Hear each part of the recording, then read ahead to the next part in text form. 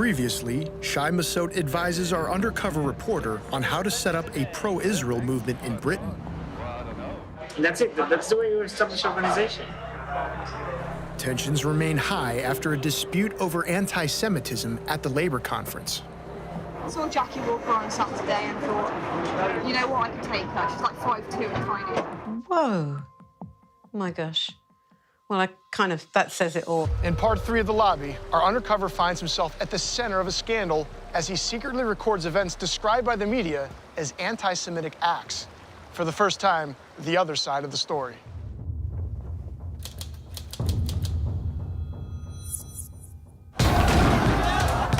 Following decades of violence, a new challenge has emerged to Israel's occupation of Palestinian lands, called BDS. BDS is here to stay! That's the global movement to boycott, divest, and impose sanctions on Israel and expose it as an apartheid state.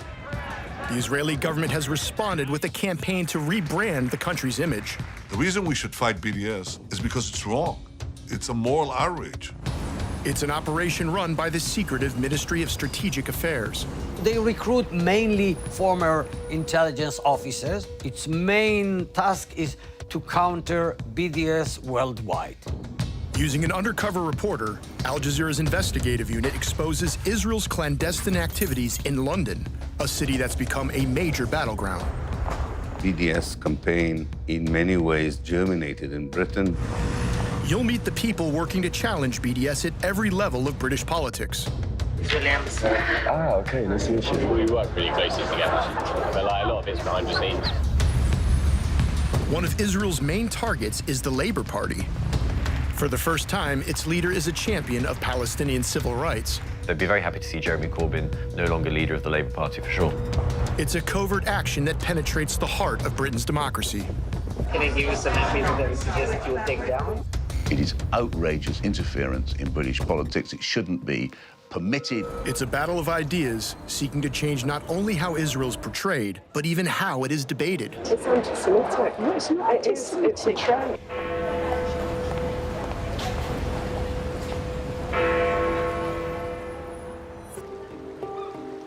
The Labour Party is holding its annual conference in Liverpool. For the first time, the leader of a major British party is an outspoken critic of Israel. The Israeli embassy has sent its senior diplomats to canvass opinion. Our undercover reporter attends a private meeting of sympathetic labor activists. The ambassador, Mark Regev, tells them what to expect. Some of the people here are more Palestinian than the Palestinians. And the fashion is, if you are on the left today, you are probably very hostile to Israel. If not anti-Semitic. I think when you... Ambassador Regev suggests a message that should be delivered to other Labour Party members. It's why are people who consider themselves progressive in Britain supporting reactionaries like Hamas and Hezbollah? We've got to say, in the language, I think, of social democracy, these people are misogynistic, they are homophobic, right? They are racist, they are anti-Semitic, they are reactionary. I think that's what we need to say. It's an important message. Jeremy Newmark, the chairman of the Jewish labor movement, reveals how the message worked with a close ally of Jeremy Corbyn. Just to get Clive Lewis as one of Corbyn's key lieutenants onto an openly Zionist JLM platform took a lot of heavy lifting. Clive Lewis, MP for Norwich South. Look, it's a real pleasure to have been invited here tonight. I've known Jeremy for over 20 years, since my time working with the Jewish... Lewis's decision to condemn anti-Semitism at a JLM event was viewed as a tactical victory for the faction inside Labour that opposes Jeremy Corbyn. Corbyn is the party's first openly pro-Palestinian leader. The faction that supports him is called Momentum. We already have actually intelligence that from the Momentum political directors meeting last night, they passed a vote of censure in Clive Lewis just for coming to our meeting in Sweden. At the time, Jackie Walker was Momentum's vice chair. She believes that reports of a crisis of anti-Semitism were a consequence of the same ruthless party infighting. Some of us would say it was mostly a constructed crisis for political ends. I would say, there is a crisis of the way that anti-Semitism is being manipulated and being used by certain parts of not just the Labour Party, but other parties and the media to discredit Jeremy Corbyn and a number of his supporters. I mean, let's disagree politically. I'm anti-Zionist, they are pro-Zionist. Let's have that argument. Let's have that argument, not this that's going on at the moment, no. Everything is wheels within wheels, you know? It's created a bit of division within momentum. The day before, I had a debate with Jeremy Newmark. At one point, he turned his back on the audience and whispered to me, "You're a court Jew." Now, anybody who is Jewish understands what that means. If you were being abused as a black person in the same way, you would be being called a house nigger. Did you report it to anyone in the party? I told my partner and I told some friends that had happened. It's very hard to use a system which is so discredited, which the compliance unit is. Shai Massoud, whose job at the embassy includes liaising with pro-Israel groups in Britain, ends the meeting with a summary of his achievements. The numbers, this year we did more than 50 events in the campuses of the universities of the embassy. There are more than 100 events that happen by the Israeli societies, by themselves, that they arrange in the campuses. And in addition to that, we did more than, I think, 8 receptions for young people in the embassy, including 3 receptions of 300 people that came, from the parliament. I will take a picture. Yeah. Should I take a picture of it? Yeah, you can take. Cheese. Back at the LFI stall, Shai and the Israeli delegation continued debating whether to wear the pro-Israel T-shirts. Shai has a dream. Shai has a dream. I'm going to make it come true today. He wants me to put on the T-shirt. But as Robin is my witness, I was going to put on that T-shirt today. And I have a dream that an activist will not be ashamed of what he's representing. I'm not ashamed of what I'm representing. It's a T-shirt, and it's such a huge message. It's a genuine question. If you say... One party member was attending her first conference. I heard there was a Labour Friends of Israel stall, and I thought this would be a really good opportunity to have a dialogue with a group I know who have a lot of influence, and it'd be very interesting to hear their ideas. So I found where their stall was. Can I just ask you, you're very anti the settlements. What is Labour Friends of Israel doing about that? They are really... We make our view clear, and we meet with people at all levels in Israeli politics and diplomatic circles, etc. And we make it absolutely clear we're not friends of Israel, enemies of Palestine. Hence our new campaign launching next month and that we're showcasing here. We believe in a two-state solution in coexistence and self-determination for both people, and that's really... How will that come about, do you think? Well, our job is to support any possible means that can bring it about. So what are we supporting is coexistence project, which is what this is about. I had no idea, quite honestly, who was behind the stall. There was a woman behind the stall. My first series of questions from memory was simply to say I was very interested to know how a two-state solution would come about. What would be the details, not a slogan, but the details. Would you like Israeli occupation? Well, what we want is a two-state solution. And the reason we've not got it now at the moment is because there's a distinct lack of security for Israel. Supporters of a two-state solution believe that a peace deal based on national boundaries that existed in 1967, before Israel's occupation, will one day lead to a viable Palestinian state. But the continued growth of Israeli settlements on occupied land has made an independent state all but impossible. If you look at a map of the West Bank and East Jerusalem today, you are looking at a fragmented territory that Israel has colonized now for almost half a century. Practically speaking, a two-state solution is just not possible under these conditions. I was actually seeking some reassurance that a two-state solution, if that's what they were promoting, was still possible. This is a big picture situation, and we want a two-state solution that is good for all. Times, what steps? Because, you know, so the Labour Party that's saying...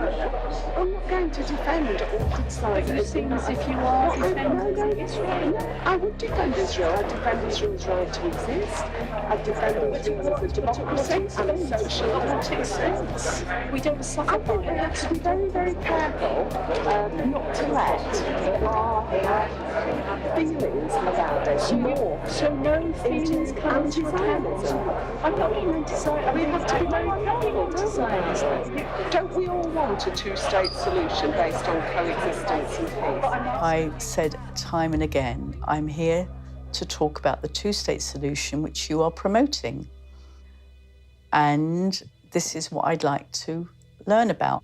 It's clear that the Israeli state, no matter which party is in power, has got absolutely no desire or inclination to relinquish the territories occupied after 1967. But the questions that that throws up are the kinds of questions that people don't want to ask or don't want to answer. I'm asking you how. So you agree with that? And we make I don't know what I think. Anyone who supports Israel has to ask himself or herself the following question. There are two possible scenarios, and only two possible scenarios. Either I support the new state of Israel, which is an ethnic apartheid state, or I support a change of regime in Israel, namely that the state and the country as a whole would go through a genuine process of democratization, as did apartheid South Africa. There is no third option. Thank you, Jean. I think the conversation I'm asking you about settlements. They've totally atomised the whole of the West Bank. I'm asking you, I'm really genuinely interested, how is two-state solution, how can it come about if the whole of the West Bank is atomised? So, but in practical terms, that's what you're doing. But I'm asking, in terms of the West Bank is atomised, where will the state be? I mean, that's a genuine question. Where will the state be? The activist who came to ask her tough questions about the settlements, actually, that was her main point. She didn't ask her about Judaism or the existence of Israel. She just wanted a straight answer. How does anyone who supports Israel justify the settlements? We go over there, we witness, but nothing changes. I was quite interested in whatever funds they had and influence they had, how would this bring about a two-state solution? That was my very basic question. You've got a lot of money, you've got a lot of prestige in the world. I don't know where you get that from. Sorry? Labour friends to Israel got a lot of money. Well, I think so. I hear that it's a stepping stone to good jobs. A friend of mine's son's got a really good job at Oxford University on the basis of having worked for Labour Friends of Israel. If you just believe rumours, then it's not a rumour, it's a fact. It's anti-Semitic. No, it's not anti-Semitic. It's a trend. It's about conspiracy theories. It's not. Sorry, it is. It's not. Anyway, that's my view, and I think we have to agree to differ. No, I don't think we do have to agree to differ. I'm agreeing to differ. I'm ending the conversation because I am not really wishing to engage in a conversation that talks about get involved with this and then you get a good job in Oxford or the city or that is anti-Semitic. Sorry. But do you think that... Joan Ryan falsely claimed that Jean referred to jobs in the city, London's financial centre. And it comes very clearly in the discussions that you have filmed that the woman was not anti-Semitic. They know it. She didn't talk like an anti-Semitic person. She was a typical pro-Palestinian person who was worried about the violations of the Palestinian human and civil rights. Ryan continued to reference banking, a traditional anti-Semitic trope, as she left the conference hall with our undercover reporter. But Jean had never mentioned it. Anti-Semitic, you heard her say, go, join you lot and you get into Oxford or you get into work in the bank. Anti-Semitic. At no point did I ever say that Labour Friends of Israel will get people jobs in banking in the city. I did say, which is absolutely true, that I know the son of a friend of mine who he believed himself that having some connection with Labour Friends of Israel didn't harm his career at all. That evening, at a rally to combat anti-Semitism organized by the Jewish labor movement, Joan Ryan described her day at the stall. But we have also had 3 incidents of anti-Semitic harassment on our stand to the people who are staffing that stall today. And that, I think, tells you something about why we need to be having this Against Anti-Semitism rally. By the following day, word had spread about Jean's exchange at the LFI stall.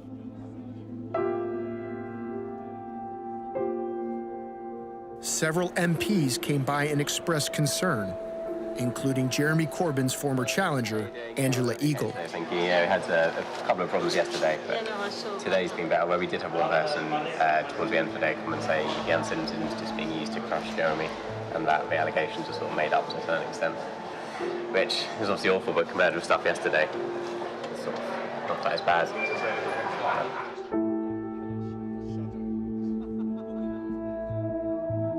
Some of that sort of stuff is now becoming normalised. Sort of less shocked about that than I was about that happened yesterday. I know, tell me about it. How are you anyway? You okay? I'm absolutely loving it. As well as Jean's case, other alleged incidents of anti-Semitism involve the attempt to replace the Labour leader, Jeremy Corbyn. Another prominent Corbyn opponent arrives at the stall and hugs Jennifer Gerber, the director of the LFI. Labour MP Shuka Umana asks for an update on the anti-Semitic incidents. What exactly happened? Oh, God, yeah. Actually, one night that came up and basically said the coup was run by Jews, Jewish MPs and Jewish millionaires. And Andrew Eagle's husband is Jewish. No, you can make it up with you. we reported it. And so that was incident 1. What were the other 2? Joan, Joan dealt with the other instance yesterday. I reported that incident, that woman. She took a video of me then. Joan Ryan, Labour Friends of Israel, I'm not sure working away, won't answer questions. Sorry. They didn't show any of the bits where I said, you're being anti-Semitic, don't you? That's obviously come to an end. So I made formal complaints. I am very shocked about the way she described my words to other people. I feel very anxious and that she should be misinterpreting me totally to other people. I find that very, very worrying. But I mean, I wrote down, all this what she was saying about the being rich and powerful, the one who went to Oxford, and the next minute he's got a big job in banking, and I said that, classic anti-Semitic. I have no idea how she got from A to Z, going from my comment, which was what it was, to then saying he got a big job in banking. Maybe she believes her own trope, if that's the word they use. We had a woman saying, no, I've never seen anti-Semitism. My Jewish friends have. We said, well, it is real. Is it real? Is it really real? It's just being used to crush Corbyn. And I said, there's a bit, as a Jew, would you say that to any other, I've experienced homophobia, but I don't deny it. But anyway, it's only a few, I guess. That's the way it's out.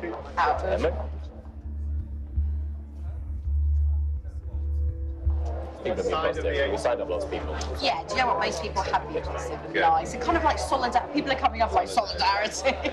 Solidarity, guys. Are you okay? How's your day? It's disgraceful. We'll prevail. Yes. We'll prevail in the end. I like that. Definitely.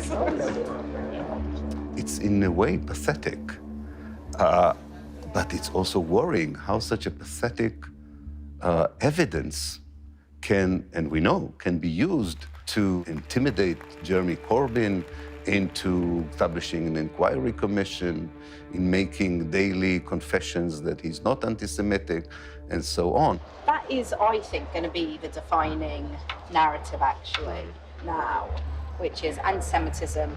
And do you know what? That denies, what I found, I said to her, you heard me a couple of times saying, I find that upsetting that as a Jew, you're telling me,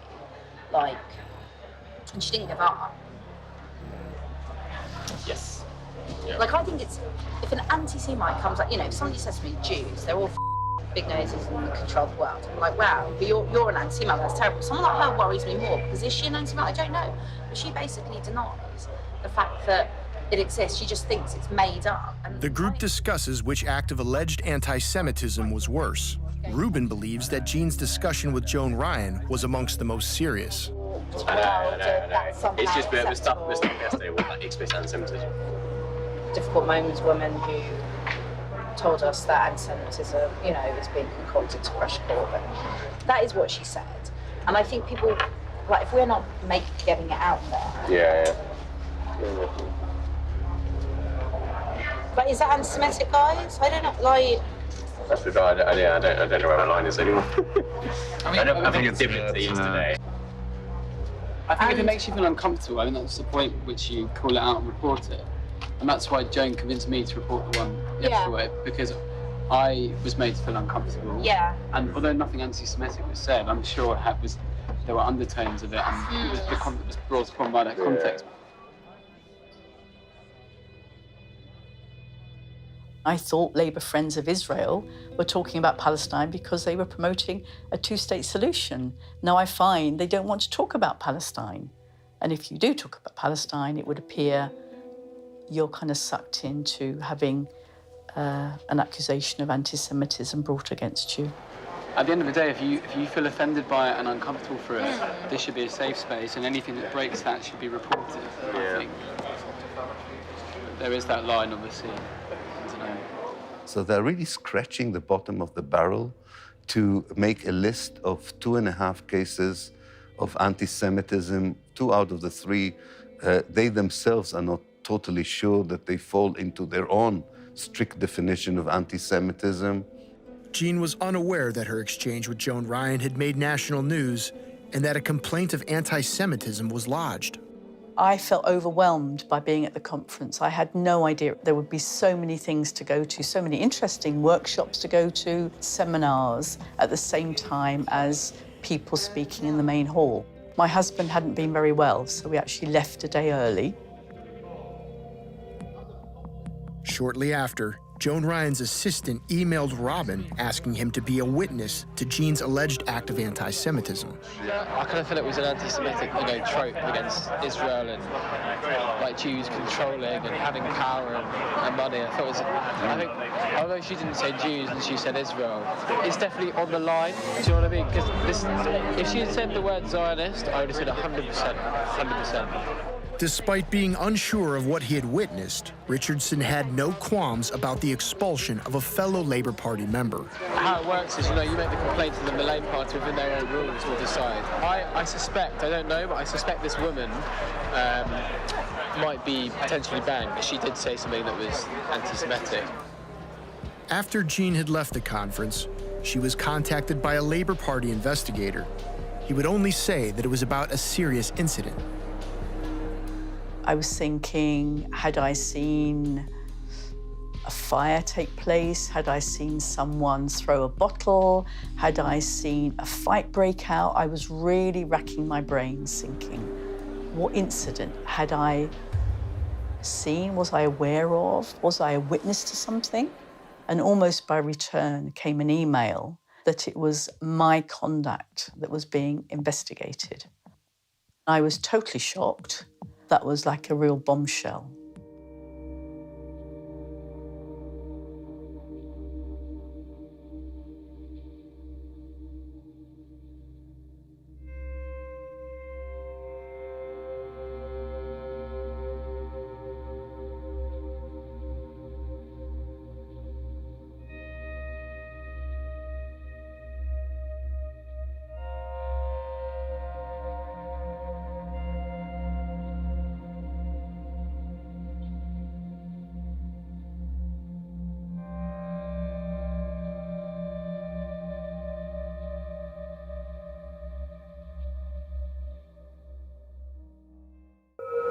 In part 4, the senior political officer at the Israeli embassy wants a private word with our undercover reporter. I wanted to speak with you. This is doing actually over a coffee, but yeah, just let's do it on the way to the event. Okay, whatever, if you like. There seems to be a problem. I can give you an idea, but you need to approach them independently. Do you understand? And when does lobbying become espionage? Can I give you some MPs that I suggest that you will take down? Well, you know, if you look hard enough, I'm sure that there is something that they're trying to hide. It strikes me that this is the sort of job which the intelligence services should do, to have a good look at what's going on.